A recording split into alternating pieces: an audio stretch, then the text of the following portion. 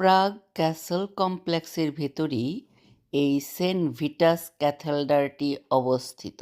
আমরা প্রাগ ক্যাসলের পশ্চিম দিক দিয়ে এই সেন্ট ভিটাস ক্যাথেড্রালের প্রধান যে ডোর দুটো আছে ওই দিক দিয়েই ঢুকেছিলাম সেন্ট ভিটাস ক্যাথেড্রালের ভেতরে।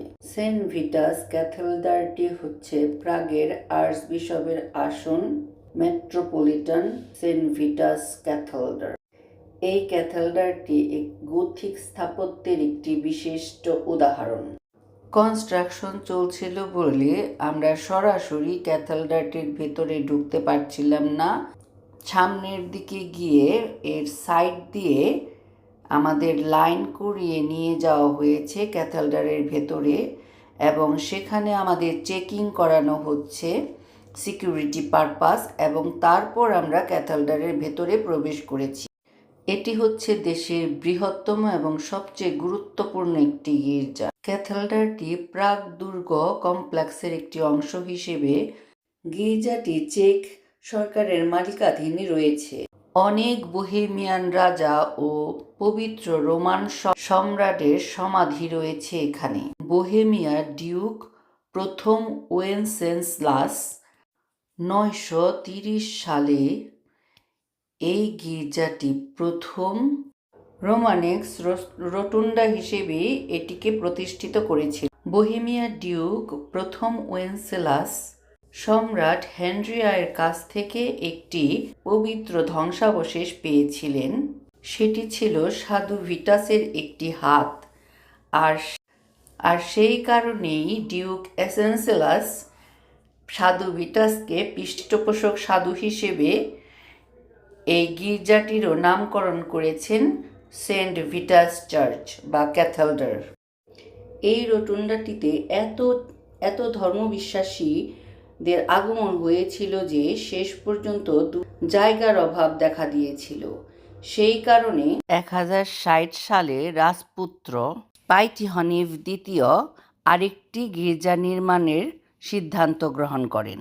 পরে এই গির্জাটিকেই আরও বৃহৎ করে নির্মাণ করা হয় এবং ব্যাসিলিকাতে রূপান্তরিত করা হয়। বর্তমানের এই গথিক ক্যাথেড্রালটি শুরু হয়েছিল 1344 সালে।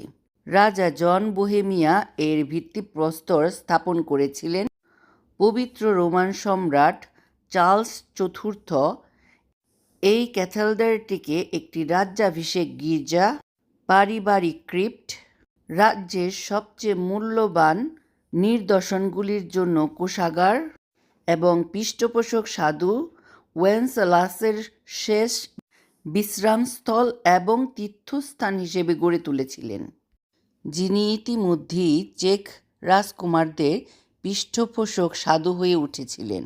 এখানে ধর্মীয় অনুষ্ঠান তো হয়ই, সেই সময় থেকে চেক রাজা ও রানীদের মুকুট পরিয়ে রাজ্যাভিষেক করানো হয় এখানে। এই ক্যাথেড্রালটিতে বেশ কয়েকজন পৃষ্ঠপোষক সাধু, সার্বভৌম, সম্ভ্রান্ত ব্যক্তি ও আর্চবিশপের সমাধি রয়েছে। রোটুন্ডার দক্ষিণ প্রান্তটি এই নতুন গির্জার পূর্ব প্রান্তে অন্তর্ভুক্ত করা হয়, কারণ এই স্থানটিতেই ওয়েনসেলাসের সমাধি ছিল। এর ডিজাইনার ছিলেন ফরাসি ম্যাথিয়াস। গির্জার দক্ষিণে একটি বিশপ প্রাসাদও নির্মাণ করা হয়েছিল। এই ক্যাথেড্রালের ভিতরে আমরা যে সবচেয়ে গুরুত্বপূর্ণ জিনিস দেখেছি তা হলো গির্জার বাম দিকের তৃতীয় চ্যাপেলে অবস্থিত আলফোন্স মুচার স্টেইন গ্লাসের উইন্ডো অনেক সুন্দর দেখতে। আর তারপর যেটা সবচেয়ে সুন্দর, এই যে দেখতে পাচ্ছেন রূপার শবাধার, এটি হচ্ছে নেপোমুকের সাধু জনের শবাধার। চেক ভাষায় সবচেয়ে ভারী আর বিউটিফুল কাজ ছিল এই শবাধারটি। আরও আছে বিভিন্ন চ্যাপেল। এর প্রতিটি চ্যাপেল দেখতে ভীষণ সুন্দর এবং এক একজন সাধু সাধ্বীর নামে নামকরণ করা হয়েছে চ্যাপেলগুলোতে।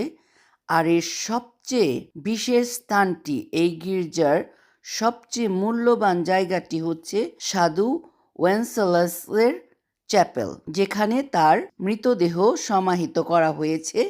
তার সমাধি আছে এই চ্যাপেলটিতে। আর সেই চ্যাপেলটি দেখতে অভূতপূর্ব সুন্দর। এখানে শুধু সমাধি নয়, সাধুর ধ্বংসাবশেষও আছে। পিটার পার্লার 1356 সাল থেকে 1364 সালের মধ্যে একটি পাঁজরযুক্ত ভল দিয়ে ঘরটি নির্মাণ করেছিলেন। এর দেয়ালের অংশগুলোর নিচে 1300-রও বেশি আধা মূল্যবান পাথর দিয়ে এর চতুর্পাশটি গঠিত হয়েছে। এই চ্যাপেলের মূল সজ্জা থেকে শুরু করে খ্রিস্টের আবেগ চিত্রিত করা হয়েছে। 1509 সালে লেটোমেরিস বেদির মাস্টার এই চ্যাপেলে সাধু ওয়েন্সেলাসের জীবন চিত্রিত করেছে। বড়দিনের ক্রিসমাস ক্যারলে শুভ রাজা ওয়েন্সেলাসের নামটি আমরা সবাই জানি। ইনি হচ্ছেন এই সাধু ওয়েন্সেলাস, যার কবর এখানে আছে, যার দেহাবশেষ এখানে আছে। ক্যাথেড্রালের মাঝখানে চেকের পৃষ্ঠপোষক সাধুদের 8টি ভারী সোনার মুকুটযুক্ত মূর্তি আছে, আর এটি হচ্ছে গোল্ডেন গেট। শেষ বিচারে সোনালী মোজাইকের কারণে এর নামকরণ করা হয়েছে গোল্ডেন গেট। এটি হচ্ছে রাজপ্রতীক। এটি 1700 শতাব্দীর অর্গান, আর এটি হচ্ছে ফ্রান্টিশেক বিলেকের প্রতীকী প্রধান আলতার। এই যে স্তম্ভের মধ্যে যে মূর্তিগুলি আছে, এই সমস্ত মূর্তি হচ্ছে এখানকার সাধু, রাজা, বাদশাহ আর আর্চবিশপের মূর্তির সাথে পিটার পার্লার তার নিজের মূর্তি ও তার 2 সহকর্মীর মূর্তিও চিত্রিত করেছে।